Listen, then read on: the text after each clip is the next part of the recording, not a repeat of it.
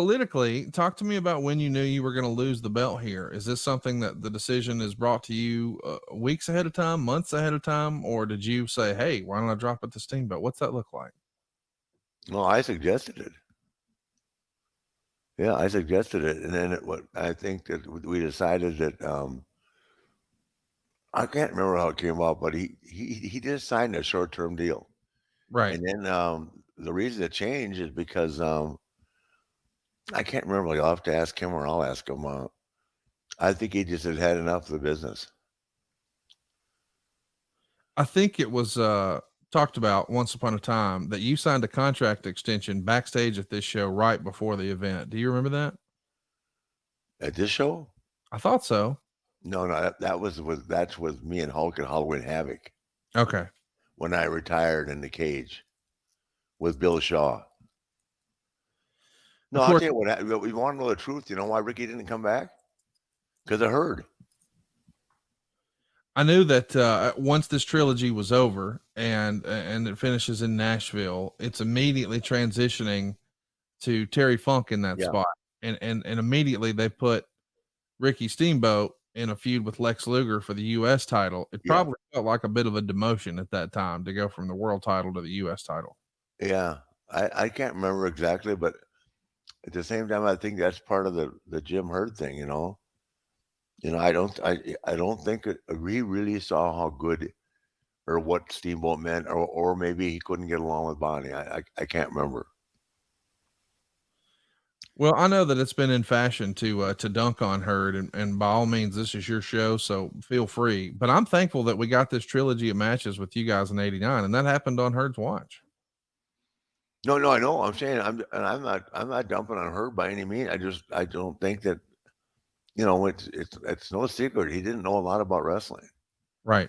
Being the station manager, not at KPLR, did not make him a mastermind um, on booking or how to be. But I just think that he just thought that me and Steamboat, what you saw what happened a year later, were just old guys needed to be gone, Right.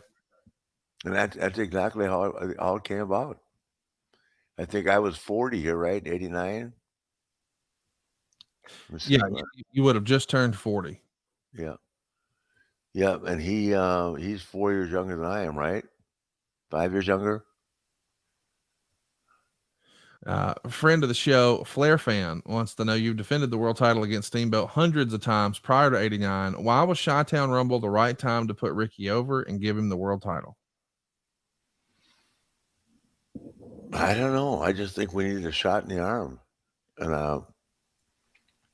and prior to that, I had. I'll tell you about Rick, which he'll tell you too. Rick didn't like to work that much. Does that make sense? Yeah. I can remember in Christmas or in 1978, we worked Christmas week and we both got a check for $8,000 Christmas week, and I went, "Oh my God, that's huge money for Yeah. 7 days, right, or whatever it was." Especially And, back then. and, he, and he called me and said, "I'm gonna quit, take some time off. I don't like working this hard." I went, "What? What are you talking about? I already spent the 8,000, sucker. We got another week like that." That's funny, man. That's true story. He would have never enjoyed traveling the territories. That's the main reason. He loved wrestling, but not to go through.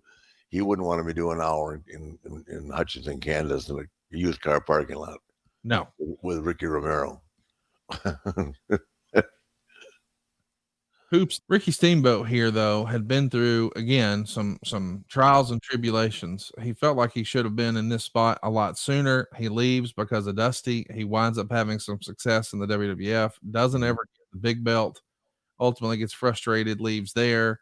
Now he's back with his favorite booker and his favorite opponent, and with your help, put on the ropes there. He's going to become world champion for the first time. Mhm. Was Ricky just elated that he had this feels like you've reached the final level of your profession. When you become world champion, I know that it's quote unquote just a story or what have you, but man, being the world champ, especially in 1989, it had to be a big It's a dog. big deal. It's a big deal anytime. Yeah. I mean, it really is. It's just, I know that he had to feel like, well, number one, he needed to feel like he was the best professional wrestler in the world that day, which he was. I mean, I just with that with the NWA, you had to be really good to be the champion. Right. There've been a couple of guys that have been under the wire, but I mean, you're the NWA champion, or early WCW days, you were really good at what you do for a living. When you guys come back through the curtain, did you know, I mean, or did you know during the match? Rajiv wants to know, when in the match did you know you had something very special, or did you know? Oh, I felt it all the way through the match. I was excited for him. The first thing I did was get a beer and gave him a hug, and then I took off for the bar. I think Meltzer came with us. We celebrated all night. Why would you not? I didn't have to win or lose to celebrate. Let's track the audio here as they're getting ready. Tonight, ladies and gentlemen, was the Dragon's night. We said if there was ever a night, if there's ever a man prepared, he was prepared tonight, and he proved it all. Ladies and gentlemen, let's go back to Bob Caudle, who's the new world's champion.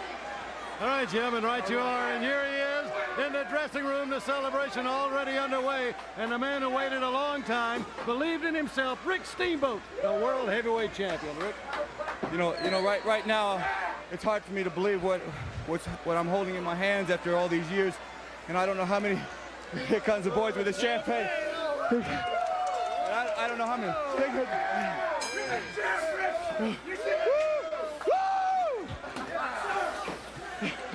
There he's stealing my woo. Never. Come on, Ricky. Come on, Ricky. All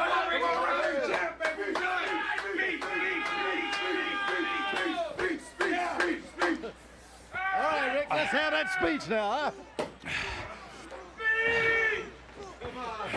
Come on, Ricky. You're not speechless now, are you, Rick?